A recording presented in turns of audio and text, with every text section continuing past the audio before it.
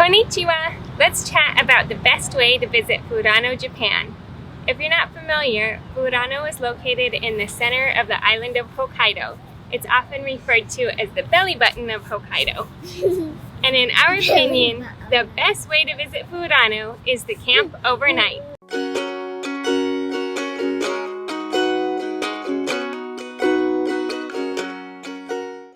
When you camp overnight in Furano, you can get up early and beat the crowds, because some of these tourist sites get pretty crowded during the heat of the day.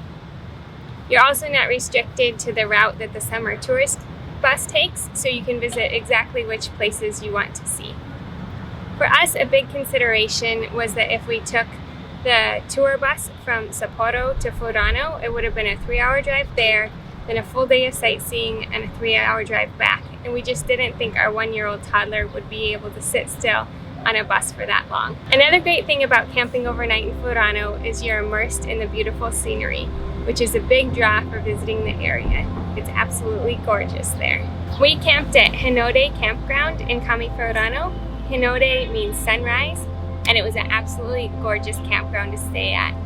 It was clean, safe, there was friendly and helpful staff, and it's also inexpensive as well. They have a whole bunch of different options. For free, you can pitch a tent there. They also have cottages you can rent, or these little tiny bungalows that are like just wooden squares, and you provide your own bedding in those. There were 2 different types of car campsites. There was a pretty simple one that didn't have electricity, and then a more expensive option where you could plug into electricity and have kind of your own little yard area for the kids to run around. And with that one, we also got our own sink. There are also great facilities. There's a reception building, and in there there's a small shop and a vending machine.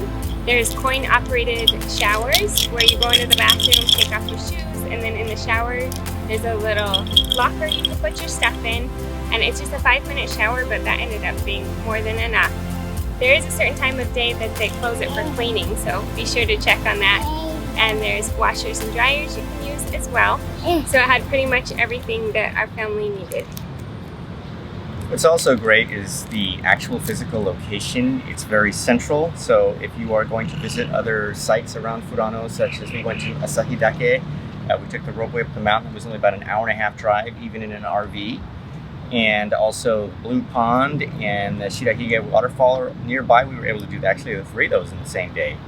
If you go to the south, to the town of Furano, then there's Farm Tomita and a lot of other flower fields, the jam garden, and in the town of BA, which is on the northern side, they have even more flower fields. So there's an awful lot to do in the area. You could spend, a few days there easily.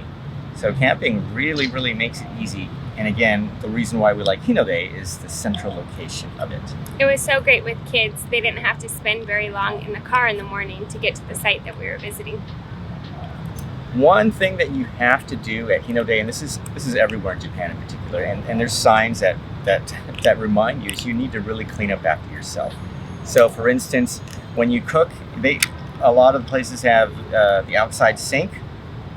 You need to really clean that really well. You need to make sure your trash is packed really well. For instance, we forgot one night, we left the trash in the trash bin. It was a bad idea because in the morning the crows had literally lifted it open and spread our trash everywhere. So that wasn't good. I'm sure we were frowned upon for that. The other thing is your actual trash, you need to break it down into its components. For instance, you need to separate water bottles. The lids need to be separated. And then the labels have to be removed as well. Yeah, the labels need to be removed as well.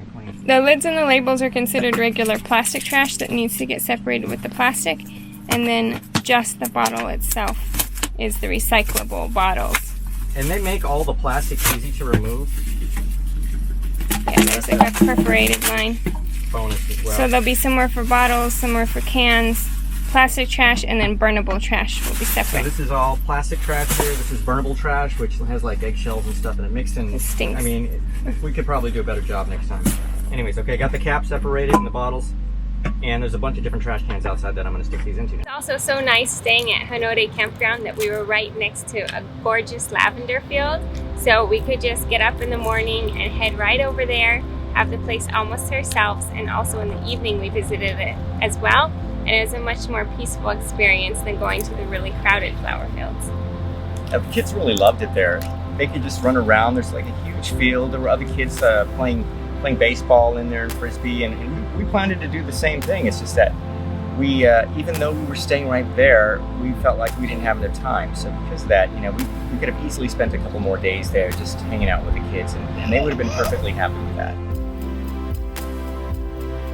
So if you want to camp overnight in Furano, you have a few options. You could rent an RV, you could rent a camper van, or you could rent a car along with camping equipment like a tent and table and chairs.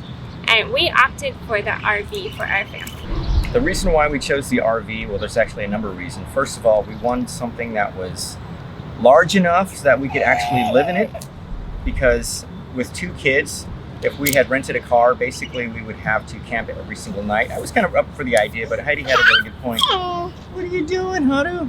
It's nice to be able to cook inside. You don't know if it's going to be kind of chilly in the evening, and with an RV we knew we could prepare our meals inside.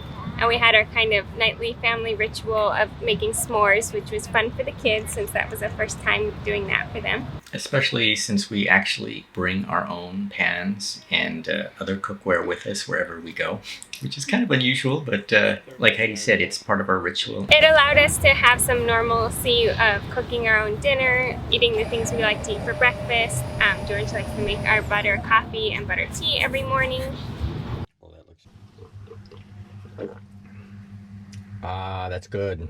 とても美味しい。とても美味しいです。 And when we stayed in the bigger campsite, there was also kind of a little area for the kids to run around. If you choose just to rent a car, you will have to rent your camping gear separately, but there are many places that will rent you tents, sleeping bags, cookware, or anything else that you need. Also, many of the car rental places themselves will rent those to you. If not, there are places online that can rent them to you, and I will put links to those in the description. The van campers, some of them are completely bare, like you're going to have to, I mean, basically you can just sleep in them, so you'll have to rent sleeping bags and things like that. This is what Heidi actually liked about the van campers, is they're still a car that they have better safety features. If you have kids, the seat belts are better than in them.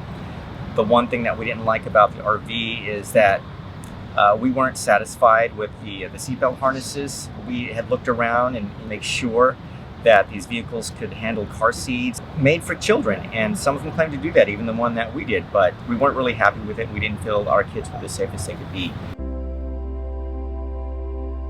In order to rent a vehicle in Japan, you will need these 3 items. You will need your international driver's permit, you will need your driver's license, and your passport. Make sure you bring all 3 of these. One time I forgot to bring my passport, and they would not rent it to me even though I had paid for it, so I had to go back to the hotel. So just make sure you have those 3 items with you. As far as driving in Japan, they drive on the left side of the road. We're from the United States, we drive on the right, so that might be a little scary for some people. It was to me at first, years ago, but because we had lived abroad for a while already, in Asia in particular, I'd gotten used to being on the left side all the time.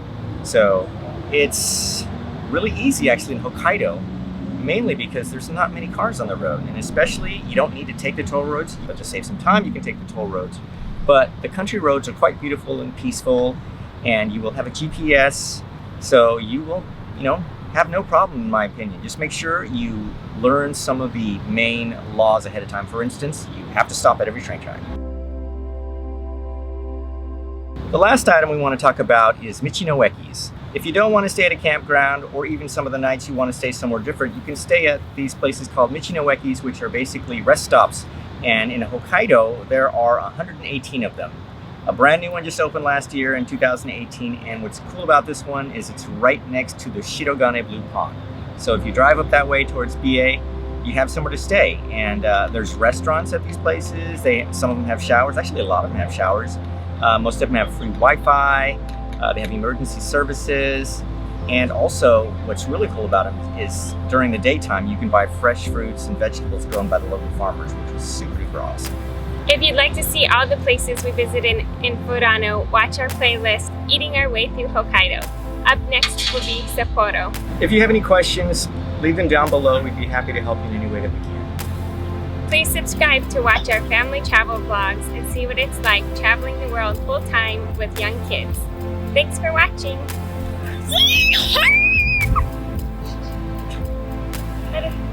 Bye-bye. Bye-bye.